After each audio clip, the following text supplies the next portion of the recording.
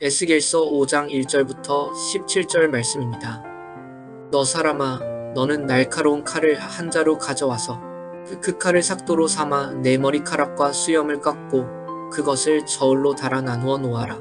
그리고 그 성읍의 포위 기간이 끝난 다음에 그 털의 3분의 1을 성읍 한가운데서 불로 태우고 또 3분의 1은 성읍 둘레를 돌면서 칼로 내려치고 또 3분의 1은 바람에 날려 흩어지게 하여라. 그러면 내가 칼을 빼어들고 그 흩어지는 것들을 뒤쫓아가겠다. 그러나 너는 그것들 가운데서 조금을 남겨두었다가 내 옷자락으로 싸매어라.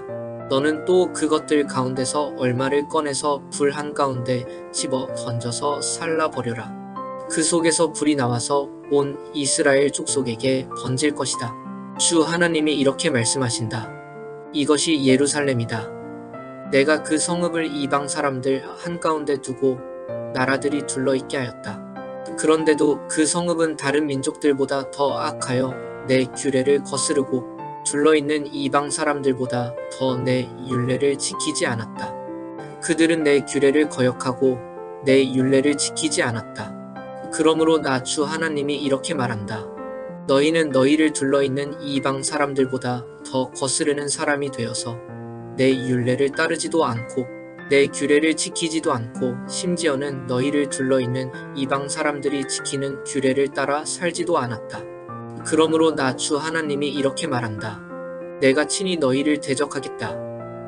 그리고 무디 이방 사람이 보는 앞에서 내가 너희 가운데 벌을 내리겠다.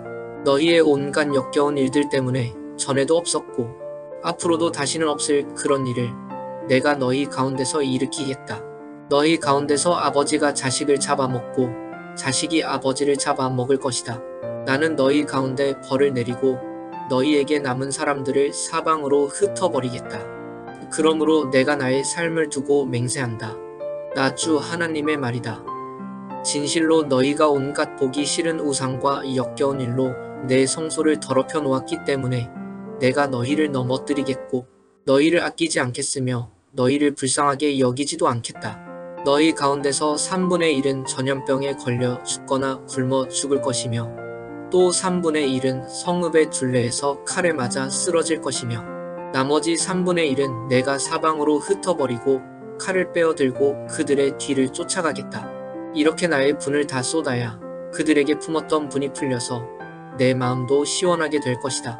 내가 내 분을 그들에게 다 쏟을 때에 그들은 비로소 나 주가 질투하기 때문에 그와 같이 말하였다는 것을 알게 될 것이다. 또 내가 둘러있는 이방 사람 가운데서 너를 패어 더미와 웃음거리로 만들어 지나다니는 사람마다 너를 비웃게 하겠다. 그래서 내가 분과 노를 품고 무서운 형벌을 내리면서 너를 심판할 때에는 너를 둘러있는 이방 사람에게 내가 수치와 조롱을 당하고 내가 받은 심판은 그들에게 두려움과 경고가 될 것이다. 나 주가 말하였다. 내가 너희에게 쏘는 기근의 화살과 재난의 화살 곧 멸망시키는 화살은 너희를 죽이려고 쏘는 것이다. 나는 너희에게 기근을 더 심하게 하여 너희가 의지하는 빵을 끊어버리겠다. 내가 너희에게 기근과 사나운 짐승들을 보내어 너희 자식들을 앗아가도록 하겠다. 너희는 전염병과 유혈사태를 너희 한가운데서 겪을 것이다. 내가 너희에게 전쟁이 들이닥치게 하겠다.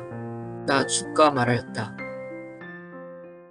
에스겔은 하나님의 명령에 따라서 계속해서 상징적 행위를 사용한 하나님의 경고를 전달하고 있습니다. 그가 이처럼 행위를 통해 예언하는 것은 지금 말을 하지 못하는 상태이기 때문이기도 하지만 하나님께서 왜 그렇게 허락하셨을까? 상징적인 행동이 말보다 훨씬 선명하게 또 기억에 오래 남게 하나님의 심판을 전하는 도구가 되었기 때문이겠습니다. 에스겔은 머리카락과 수염을 깎아서 셋으로 나누라는 명령을 받습니다. 이 머리카락과 수염은 예루살렘 사람들을 상징합니다. 하나님께서는 에스겔에게 그의 3분의 1은 불사르고 3분의 1은 칼로 치고 3분의 1은 바람에 흩으라고 명령하십니다. 이것은 전염병, 기근, 전쟁, 포로 등으로 철저하게 멸망당할 것을 의미합니다. 그런데 그 중에 조금은 옷자락에 싸라고 하시는데 아마 철저한 심판 가운데서도 남은 자가 있을 것임을 알려주시는 것 같습니다. 그러나 그 중에 일부는 불에 또 던져지는데 그들 중에 일부가 하나님이 이스라엘을 심판하시는 일에 쓰임받게 될 것을 보여줍니다. 말씀에서도 그 불로 말미암아 다른 것들도 불타는 것을 우리는 보게 됩니다. 바벨론에 끌려온 사람들은 이 메시지를 듣게 되었을 건데 그렇다면 그들은 곧 있으면 이스라엘로 다시 돌아갈 수 있다는 희망을 버려야 했을 겁니다. 70년의 포로 생활, 하나님께서 약속하신 시기까지 죗값을 치르기 전에는 그들에게 회복이 허락되지 않았을 겁니다. 죄의 결과라는 것은 가벼운 것이 아니고 죄라는 것은 참으로 무서운 것이죠. 이스라엘의 사명은 이방 민족들 가운데 하나님의 영광을 드러내는 것이었습니다. 하나님께서 이스라엘 민족을 집중하신 것은 주변에 있는 수많은 민족에게 하나님의 영광을 나타내고 그의 백성의 모습을 드러내시기 위함이었습니다. 이들은 세상의 빛과 같은 존재들이었겠죠.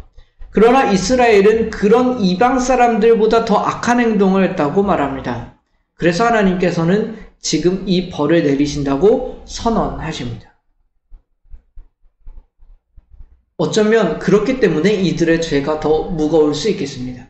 이방 사람들은 하나님을 알지 못해서 죄를 짓고 하나님을 듣지 못했기 때문에 하나님의 말씀을 순종하지 않지만 이스라엘 백성들은 하나님을 알고 그의 율법을 알고 있음에도 불구하고 불순종을 선택한 것이기 때문입니다. 우리도 마찬가지겠죠. 우리의 모습도 그리스도인으로서 굉장히 합당한 삶의 모습이 있습니다. 그런데 예수님과 그의 말씀을 알지 못하는 사람들보다 더 악하게 살고 더 무정하게 산다면 우리는 과연 복음을 안다라고 말할 수 있을까? 만약 우리가 삶은 그렇게 다른 사람들보다 더 악하게 살면서 하나님의 말씀 앞에서는 전혀 거리낌이 없이 자신이 구원의 기쁨으로 산다라고 말한다면 그 앞에 과연 구원이 남아있을까, 심판이 남아있을까는 불보듯 뻔한 것일 겁니다. 하나님께서 이렇게 심판하시는 이유가 무엇이겠습니까? 그러나 이들이 돌아오기를 원하셨으니까. 그러나 우리는 늘 기억해야 됩니다. 섣부르게 회복을 이야기하지 말자는 거야. 늘 그렇습니다. 우리는 섣불리 하나님의 사랑과 은혜를 전해서는 안 됩니다. 이게 참 애매하죠. 하나님의 사랑과 은혜를 전하는 사람들이 그리스도인이 아닌가? 맞는데요. 죄와 심판에 대해서 알지 못하는 사람들에게 단순한 사랑과 은혜는 같이 있지 않습니다. 우리에게 왜 구원이 그렇게 기쁘고 복된 소식인가요? 우리가 지옥에 합당한 죄인이기 때문에 그 사실이 있을 때 예수 그리스도의 구원이 복음인 것이지 내가 죄인인 것을 깨닫지도 못하고 알지도 못하는데 하나님이 나를 사랑하신다는 말은 그저 우리를 방종으로 이끌 뿐입니다. 이스라엘 백성들처럼 그 죄값이 씻겨지기 전에는 우리는 함부로 회복에 대해서 이야기할 수가 없습니다. 예수 그리스도를 믿음으로 말미암아 하나님께서는 이 죄를 모두 사하여 주셨습니다. 그것이 복음이고 그것이 사실이죠. 그러나 우리가 복음을 복음답게 깨닫기 위해서는 무엇이 필요합니까? 이 에스겔의 말씀과 같이 우리의 죄와 현 주소에 대한 감각이 필요합니다.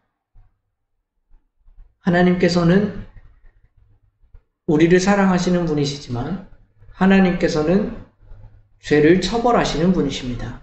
우리가 여전히 하나님을 알지 못하는 사람들보다 악하게 살면서 복음의 평안을 누리고 있다고 말한다면 그것은 거짓된 평안일 것입니다. 예수 그리스도의 희생의 가치를 제대로 알지 못하는 사람들에게 복음의 평안이란 거짓된 속임수에 불과합니다. 우리의 죄에 대한 감각, 지금 우리를 앞두고 있는 멸망과 심판의 감각이 없는 사람들에게는 그리스도의 은혜가 그리 달갑지 않을 겁니다. 우리가 이것을 기억했으면 좋겠습니다. 예수 그리스도의 죄사함을 기억하되 우리가 과연 무엇으로부터 구원받은 것인지, 내 삶은 어떤 것인지, 참으로 멸망받아 마땅한 우리의 삶이란 어떤 것이었는지를 돌아보고, 또 하나님께서는 마땅히 그 죄를 용서만 하시는 분이 아니라 처벌하시고 심판하시는 분임을 바라보고 진실된 회개를 가질 수 있는 사람들, 그러나 그와 함께 복음의 감격을 누릴 수 있는 사람들이 되었으면 좋겠습니다. 잠시 함께 기도합시다. 하나님 아버지, 오늘 말씀을 통하여 저희는 하나님께서 그의 백성을 징계하시고 심판하시는 것을 보았습니다. 그들의 죄를 깨닫게 하시고 무뎌진 양심을 회복하셨습니다. 주님, 우리가 하나님의 백성의 정체성은 가지고 있으면서 저희도 죄를 무겁게 여기지 아니하고 하나님의 심판을 두려워하지 않고 사는지는 모르겠습니다. 십자가의 은혜를 누리되 깊은 죄에 대한 깨어짐이 있게 하여 주옵시고 진정한 회개가 잇따르게 하여 주옵소서.